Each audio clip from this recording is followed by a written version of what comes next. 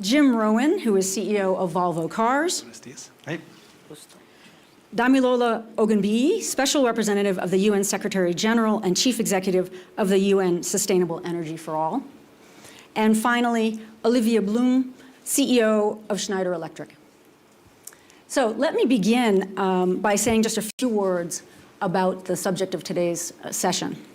Industrial decarbonization, as we know, is a critical path for addressing carbon emissions. There are some estimates that in industry, or broadly speaking, it represents about 70% of all emissions globally. So we have seen many steps taken by government, by the private sector, to really encourage, whether through sticks or through incentives, industrial decarbonization. And in fact, what we know is that industrial decarbonization is increasingly seen, certainly by those on this panel, as a strategic pathway for corporate profitability, for creating good jobs, and of course, for benefits to addressing climate change. But the reality is that while we here may agree with that, there is no consensus about that. And in fact, there are a lot of challenges to that premise. And so today's panel is really about engaging with that premise, that industrial decarbonization is in fact a way toward growth, toward job creation, and towards improving the planetary climate situation. So today we're going to engage in that question across public and private perspectives, from national and state perspectives, global perspectives, and we're going to ask ourselves, what does the argument look like? How do we make the case for industrial carbonization as a growth strategy? What does it look like across our value chain to really address the issues here?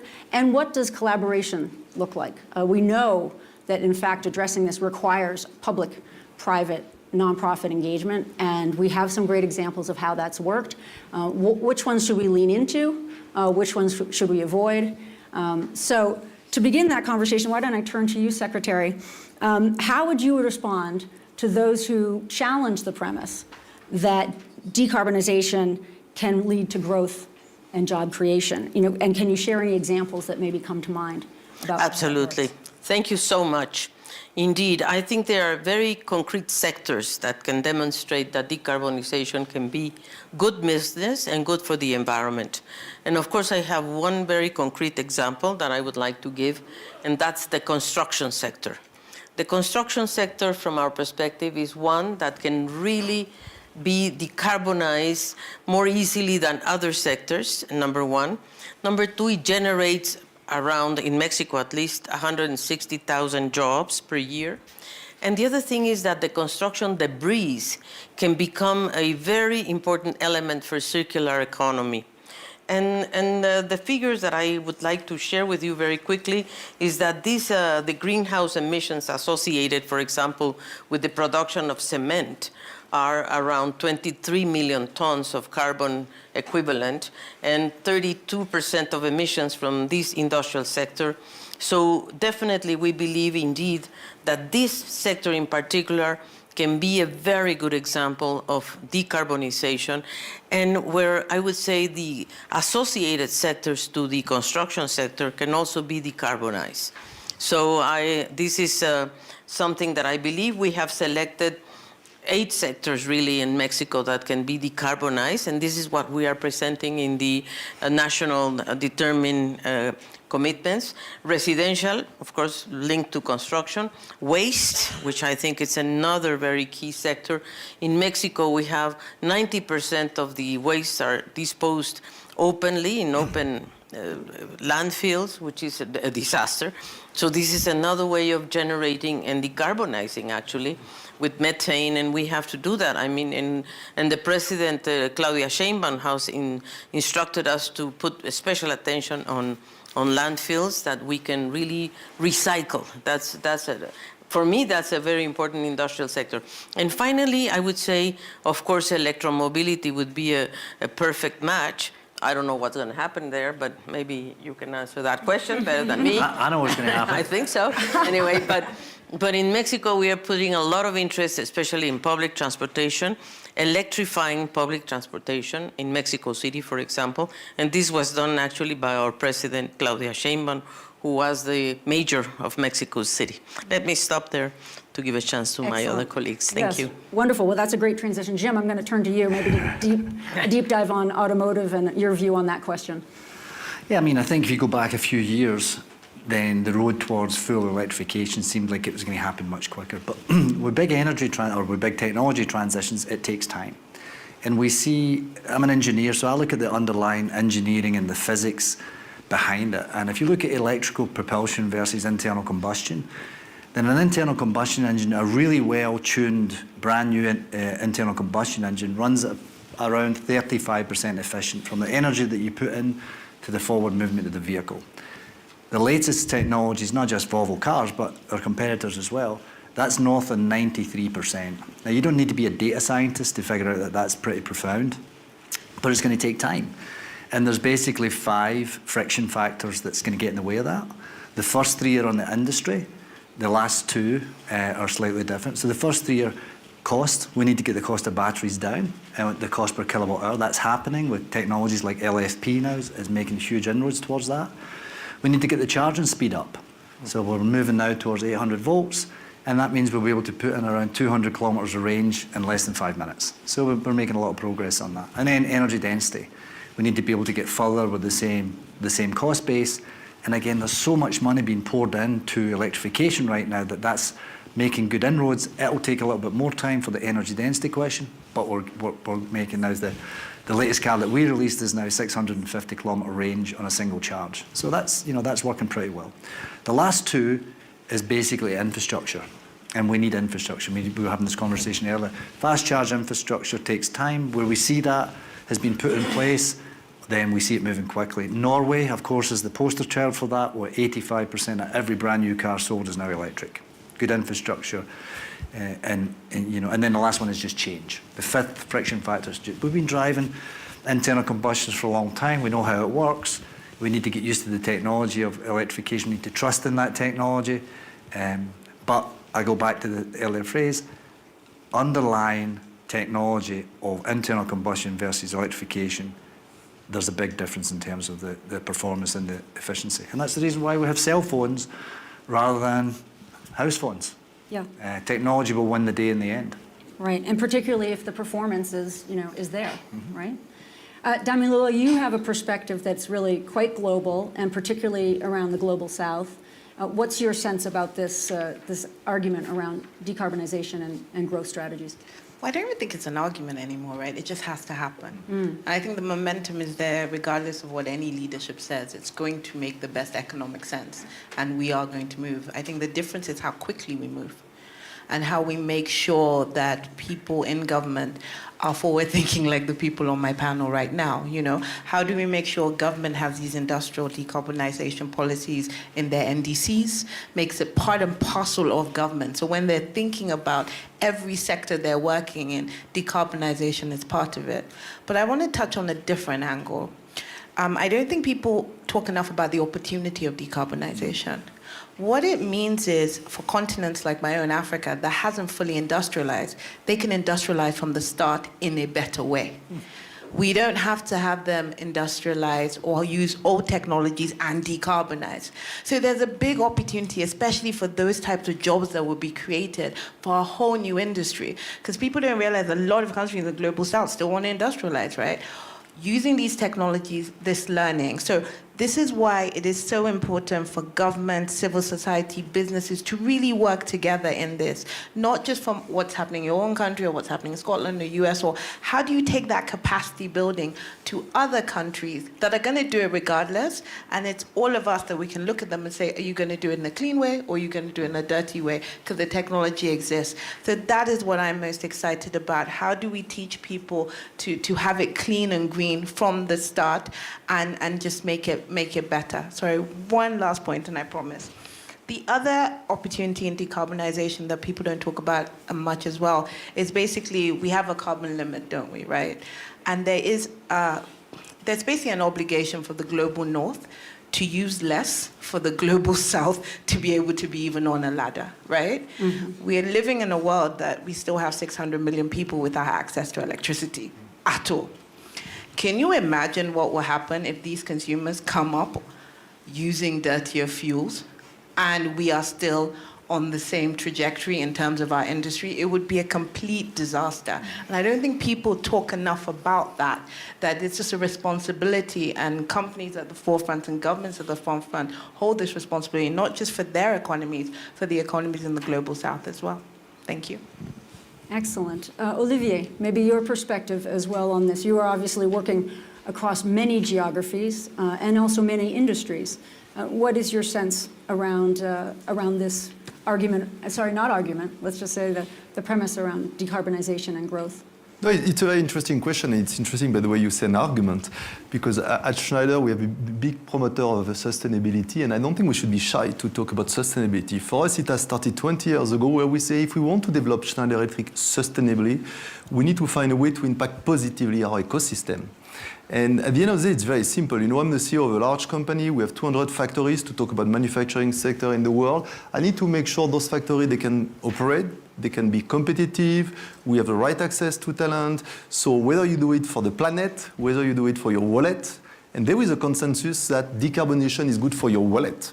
There is a strong business case. I can tell you, as a CEO of the company, I need to make my manufacturing facilities more productive every year.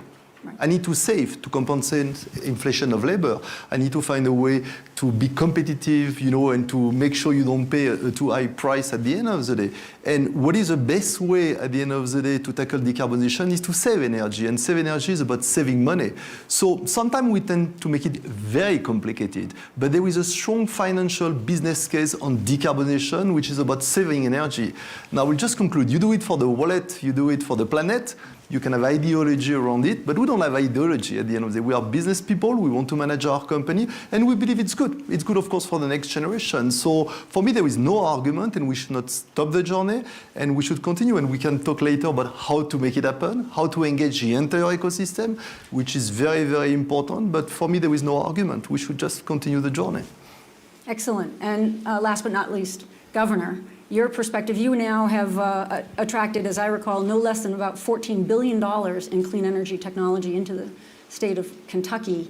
So actively engaged in the questions of how to make this successful across a win-win for everybody.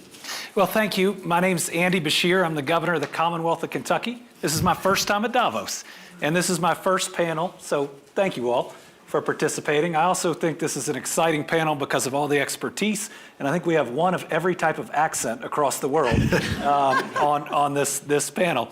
I think Kentucky was invited to Davos because of exactly what you said. We are seeing record-breaking economic success, from private sector investment to new jobs to wages to exports to tourism, and a big driver of that are green jobs. We're building 3 of the largest battery plants on planet Earth, one of the cleanest, greenest recycled paper mills the world has ever seen, clean recycled steel, clean recycled copper, all the way up and down our economy. We are seeing sustainable businesses choose Kentucky. And I'll just answer the question head on. Sustainability is going to continue to be a major focus of the U.S. economy because it's being driven by the private sector. Yes, we just ended a presidential administration that was very committed to it and had some great programs to help move it along and to maybe hasten it.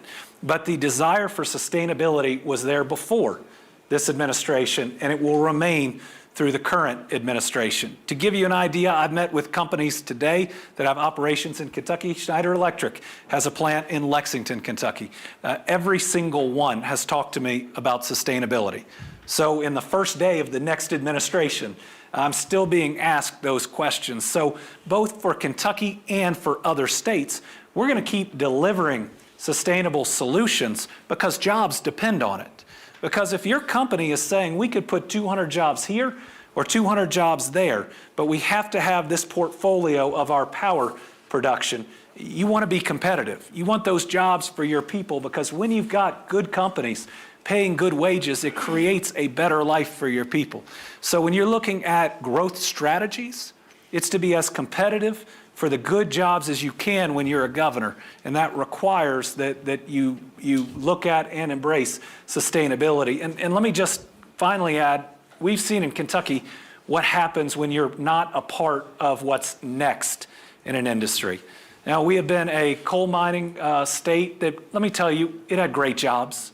It had jobs that supported multiple families, sent a lot of kids to college, and the term environmental justice came before the term economic justice. And so when the means of power production started changing, the new jobs did not go where the old jobs were. And we felt what it's like to lose a lot of those jobs. One of the reasons I wanted to recruit the new EV battery plants is I didn't want the same thing to happen in auto. I never wanted our people to be behind that curve again and ever suffer the job losses from it. So I'm a big believer in EVs. And I'd close on sustainability by saying a lot of people have tried to fight the future and no one's ever won. So these changes are coming. I agree that the speed at which they're coming may alter, but I do question, in the long run, does the speed alter, or does it slow down during a certain period? And those who are not investing in it right now have to accelerate at maybe even a difficult rate afterwards. Maybe we quickly turn to Jim and Olivier for a response to that in terms of this question of speed and engaging, in the moment to prepare for what's ahead. Is that? I mean, I certainly think that both of your companies are examples of that. No? Yeah, I mean, when you're in the middle of a big technology transition, as profound as we are in the auto industry right now, and it's not just about electrification, we're moving towards core compute technology and a whole raft of other things, power electronics and so on. But you get fooled into thinking that this is going to be a linear transition. Mm-hmm. And it never is. It wasn't in the smartphone industry, it wasn't in the computer industry, it wasn't in the TV industry, and it wasn't in the internet, and it won't be in EV either. It goes to a certain extent, and you get fooled into, I'm going to have another 10 years of this. Mm-hmm. Then the technology catches up, the prices come down, and you hit the inflection point. And if you haven't invested before the inflection point, you get left behind, exactly to the governor's point. And then it takes off. And if you've been brave enough to invest, you're positioned spot on for that inflection point, and you take huge amounts of market share. And we saw that in every industry. There's a reason, by the way, I used to work for BlackBerry. There's enough people old enough in the room to remember BlackBerry. Yeah. Remember, a million thumbs can't be wrong. Turns out they can be. And that's because the big investment was in software in the smartphone industry, not in RF technology. And it's exactly the same right now that's going on with the auto industry. So I completely echo the governor's point. Be brave, be bold, invest in the technology that you know is coming for the future. Bring the jobs for your people to that technology, and you'll do well out of that bold. Olivier? Well, look, very quickly, there is something very interesting which is happening. We know more or less what is the recipe since 20 years. Big part is about electrification, but what was the biggest limitation was automation and digital. Take your home, which is not the topic of today. We need to invent the solution that will help all of you in this room to save 5 to 10% of your energy consumption every day. Mm-hmm. It's extremely complicated today. Some of you might have a home automation device or whatever. Some of you rent your apartment. You don't want to invest too much. If you look at what digital is bringing, and there is a lot of stuff about AI, but keep it simple. AI help you to make technology simple to use and make simple decisions. So what is really fascinating in this cycle where we are today is that the digital technology can help you to make this dream of decarbonization a reality in a very short amount of time. So when you talk about speed, what is super essential is that all large companies like us, of course, develop those technology. We make them accessible, affordable, in a simple way. Because I can tell you it's a big part of the answer. And that could really be a huge acceleration, again, for decarbonization. But I'm sure you will be all happy to save 5-10% of energy consumption. Even if the cost of energy is low in your country, it's still 5-10% saving every year. So that makes a lot of sense, but we just have to go much faster. Well, let me transition to the question about sort of transformation across the value chain, so the resources we need from beginning to end to do this. And Secretary, I know that you think a lot about access to affordable renewable energy, how we expand that, particularly in countries where we may have, limited infrastructure. How are you thinking about that? Well, you see, the thing, I wanted to raise something related to the auto industry. And that is that, for example, in Mexico, we are working very closely with the car industry all together, because we believe that to build up time frames on how they can quickly move into hybrid. We are thinking more on hybrid rather than electromobility because we believe that hybrid might be more efficient because it's difficult to have the chargers everywhere. So, but the timing that we have been discussing together, government with industry, is 2027 to have more or less the auto industry in Mexico City, in Monterrey and Guadalajara, at least these three big cities, to be ready for hybrid mobility. So I just wanted to make that point before to raising the other one. Now, on energy transition, indeed, in Mexico, we have still, let's say, around 5 million people without electricity, which is not a big number, but it's a big challenge at the end of the day because these are located in very far places. So, and many times for industry, it's not easy to get to those towns. Now, in Mexico, as you know, the electricity, for example, is a state-owned company, but it has been opened up by President Sheinbaum. 56% is going to be public, and the rest can be private investment. I think this will lower the prices quite a bit because we need private-public alliances at the end of the day to bring down especially energy transition, especially renewables. We have a lot of places where Mexico can be very competitive in terms of solar, for example, in terms of wind or aeolic. Basically, those two, I guess, are the most attractive ones, especially on the northern part of Mexico. But the other thing we are looking for is to start moving from oil, let's say, combustóleo, I don't know how to translate that, but anyway, move to cleaner energy within the fossil fuels, within the fossil fuels themselves. And this is something we have to do. We are a country that still relies a lot on fossil fuels. So at least how do we clean up those fossil fuels a little bit more? So, and at the end of the day, what we really need is to give access to people to lower the prices,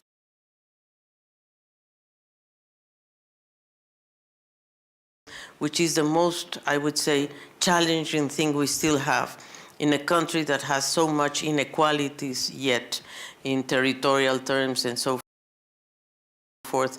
So, so that's the challenge, is of course to generate cheaper energy, no question about it, not at any cost. Of course, it should be renewable, preferably, and that's still too costly for many people. Right. That's the problem. Technology is not yet available, accessible as we would like it to be. Damilola, you were speaking to this as well, this issue of how do we make this accessible and affordable, particularly in countries where we have, challenges with that. Yeah, I was actually putting my government hat back on because I used to run the largest energy access program on the continent in Africa, and that was the main thing. My government, Nigeria,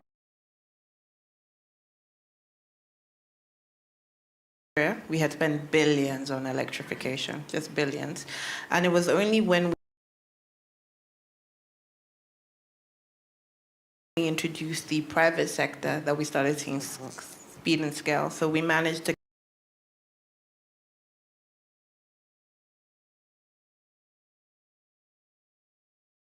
connect 8 million people in about 8 to 9 months, which government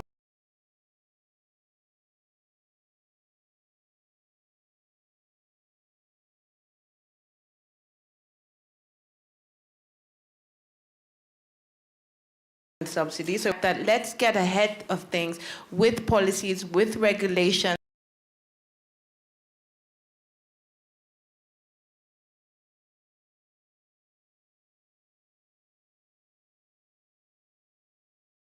for the localities, you know, that you're in. Well, I mean, we all know at least two-wheelers are the most cost-effective electric compared to petrol. We know that. But the infrastructure, a lot of people don't want to invest and build all the cables. And then, you know, we're talking about infrastructure of grids. There's some places there's no grid. So you're not going to just nicely connect into a transmission network that doesn't exist. So it's all these things, and governments really, really need to commit, but alongside listening to the private sector, instead of make all your plans, and then you bring the private sector for some stakeholder consultation. It doesn't really work like this. This is an area the collaboration really, really matters. Right. I mean, every time we say the word infrastructure, you know, it's a proxy for government, right? So you need to be aware of what we're talking about.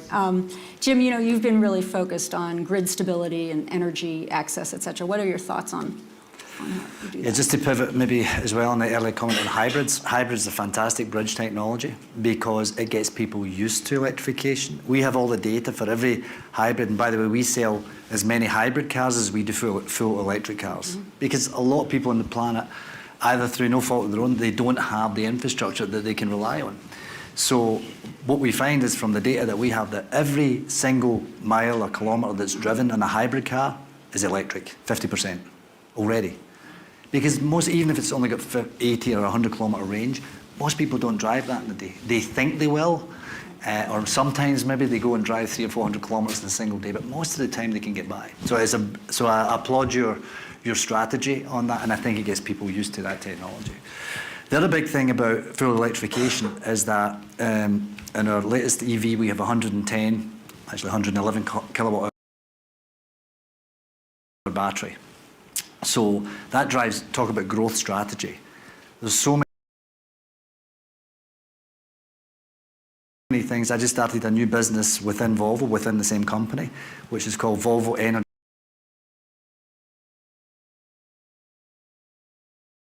Solutions. And that was driven because we wanted to be able to take our base sales unit of the vehicle itself and then pivot from that. So we now sell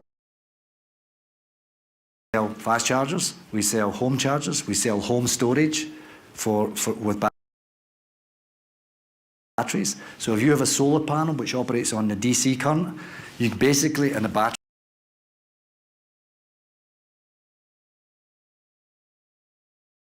works in DC, you basically take a wire, you connect your solar to the battery, you charge your battery.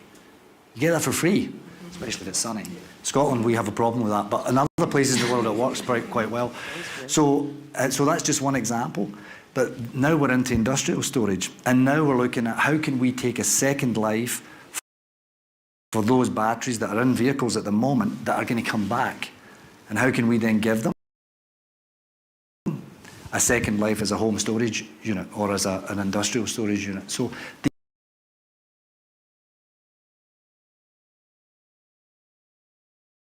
these are all fantastic growth opportunities that are just not available in terms of internal combustion.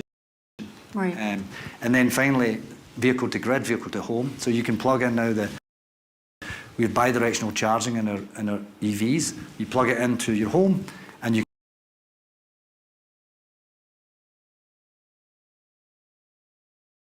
can plug it directly to the grid. We've got 250 people right now in Sweden on a trial, which is directly plugging to the grid. So we're working with one of the big Swedish energy providers. They plug in, they balance the grid at peak times, they get cheap rates, they fill up their batteries during the night time, everybody's happy. And then on that same vehicle, if you do have an outage, you have the opportunity to run your home for at least a few days from the power that's stored within the battery itself. And we're right at the beginning of this. Right. I mean, we're not even talking about AI. As soon as we get AI really folded into this, we're going to see a massive explosion of, well, explosion is probably a bad word to use in that sense, but we're going to see a massive acceleration of that technology. I always say our economy's on fire. People say, don't say that. Yeah, no, after LA, yeah. At least very after problematic. LA, no. But also this is, speaks to Damilo's point, which Exactly. is this is the next wave that could really be a leapfrog about technology. Let me just, on the same topic of transformation, turn to the governor and Olivier on the issue of supply chains. I know both of you really focused on that. You know, what they say is that for a multinational company, about 80% of your emissions are actually in the supply chain. You know, the third parties that you don't directly control. You've got now supply chain, you know, opportunities and growth going on in the state of Kentucky. What's been your approach to how do we address particularly the small and medium-sized firms that may not have the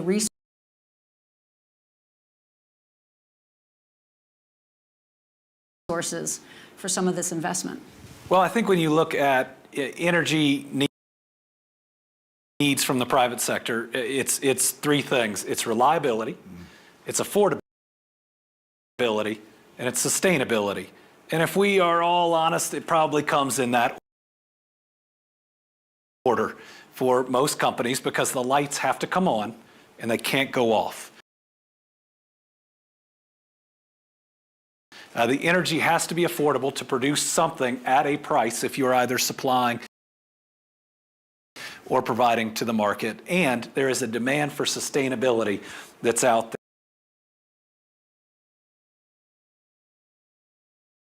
there. In the United States right now, we are seeing rapid reshoring. The pandemic taught us. I became governor 3 months before the pandemic. That is not cause and effect. But it taught us that every country needs to be able to make some basic things that they need within that country or within that supply chain.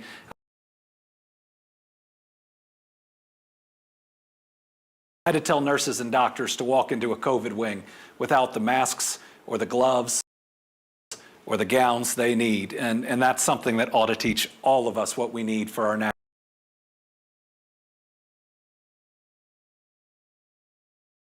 national security. And so in the United States, what we've got right now is a math problem. Right? We have a desire to produce more renewable energy as an overall percentage of our production, but we have more demand coming online than ever before. And so as we look at that challenge, I think we also have to be honest about how we're going to get there, and that you can't both bring on all these battery plants and change the means of power production all at the same time. It doesn't work that way.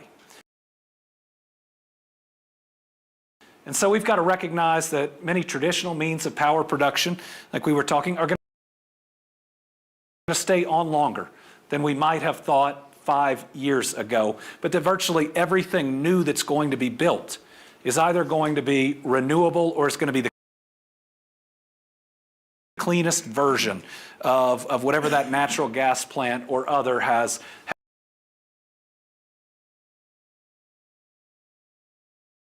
ever been. And so understanding a little bit of what that timeline is going to be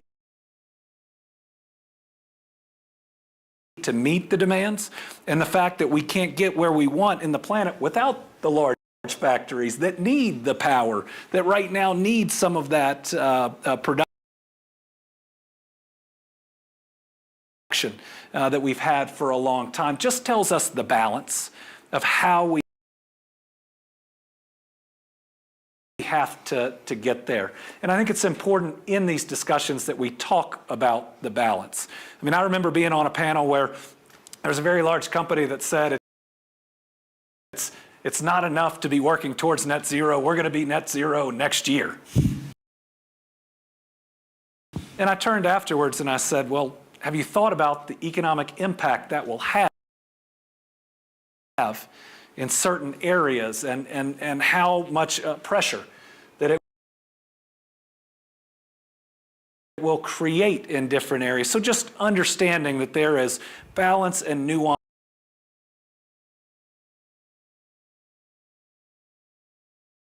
in all of this, I think, is critical for it to work, for us to do it right and for us to get where we want to be as a country in sustainability, both in our products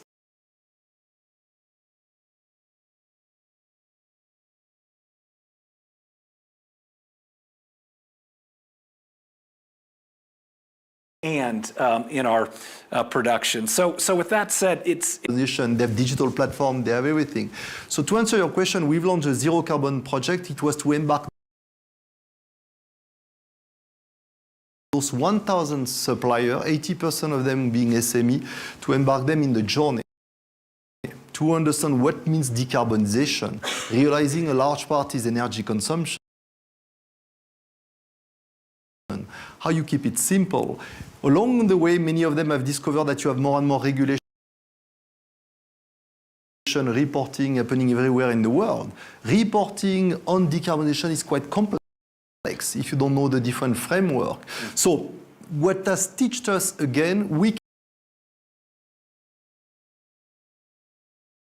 cannot develop sustainability our company without supplier. It's good for them, and we have to make sure everything.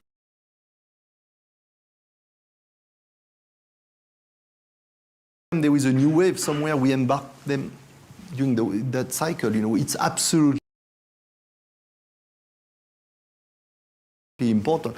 Guess what? 4 years later, we ask them to divide by 2 their CO2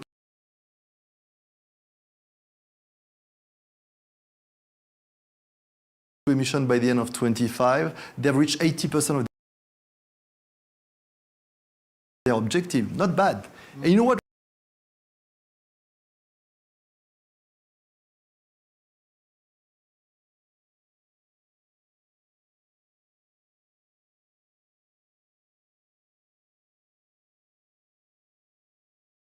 It was a surprise. We see for a collaboration between stakeholders here, which we know is academic, civil society. You all have mentioned a number of places where you think it's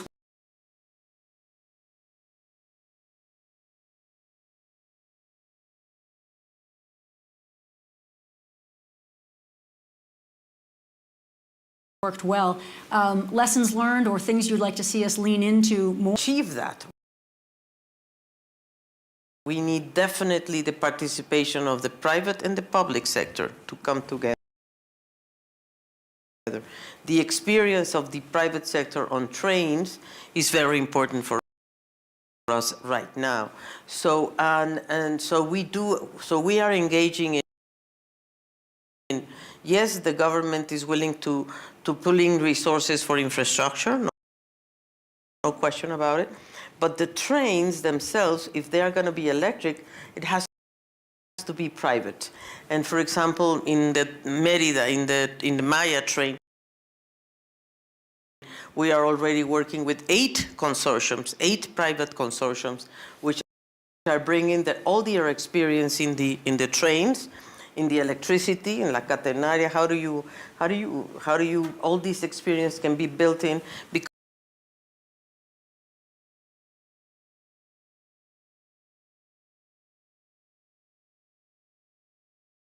Because trains were forgotten in Mexico for many years, so now they are coming back. So we're bringing all these experience together.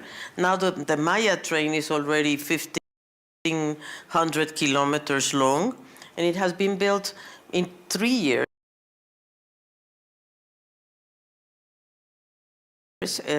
because of this private partnership with the government.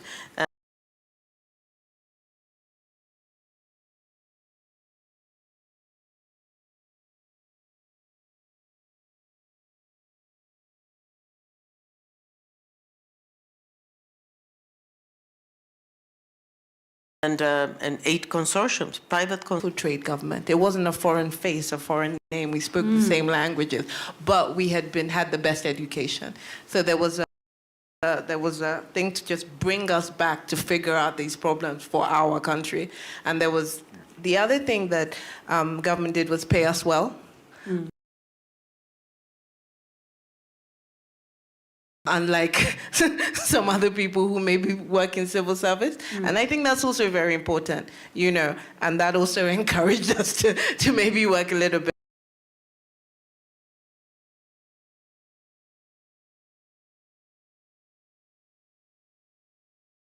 harder. But what I was able to do was that I was able to create from our programs, which is about 550 million to start, and Nigerian government put another 550, so about $1 billion to invest in clean energy for the private sector. I think now you can see there's about 114 African companies. That permeates this whole country. Okay, in the last minutes, maybe Olivier, Jim, and Governor, a minute on this topic. Well, look, you just heard a couple of examples. I mean, just take the example of Kentucky. I think we are helping each other. You've heard us several times talking about, he talked about Schneider, we talked about Kentucky. That's what we need. We need this kind of dialogue. It's complex. It's very complex to operate in the world of today. You need to have access to electrification. You need to have permits to create more power everywhere. We need the government to make it easier to access to power in some region. We, large corporations, have a responsibility. We operate everywhere in the world. I've given you the example of bring on the supplier, bring on the ecosystem. I mean, we have to do it together. And what I like in the example, and they are not fake example, I can tell you, we are working in Kentucky end to end. We have a permanent dialogue. We know where to find them. They know where to find us. Absolutely, it's absolutely critical of our success. So let's not oppose one and the other, but let's find a way to dialogue and find solution together. Fantastic. Jim? 4 words, 2 have already been mentioned. Talent, today, tomorrow, together. Talent, we get the best talent because they're interested in the new technologies. It allows us to harvest the best brains and get everybody's brain in the game. Today, we got to commit to it. Tomorrow, we got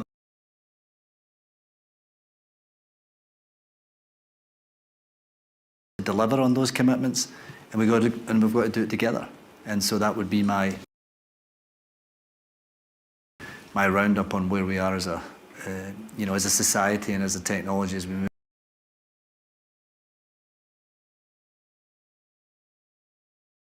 into the next, for the people who have yet to join us on this planet. Right. Well, those are things we can all remember. And finally, Governor? I'm very much in agreement. I think it's communication and trust. As a company or as a trade association, communication with where you want to go, when you need to get there. Communication back from the government about where we are and what the plans are, and being able to work in collaboration, understanding the realities that all of us face about how we do the very best that we can in where we're moving to preserve jobs, to be more sustainable,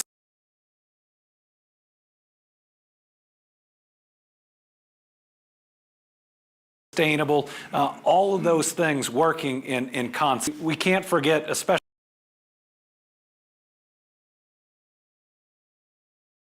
in the United States, we also have nonprofits and foundations that do important work and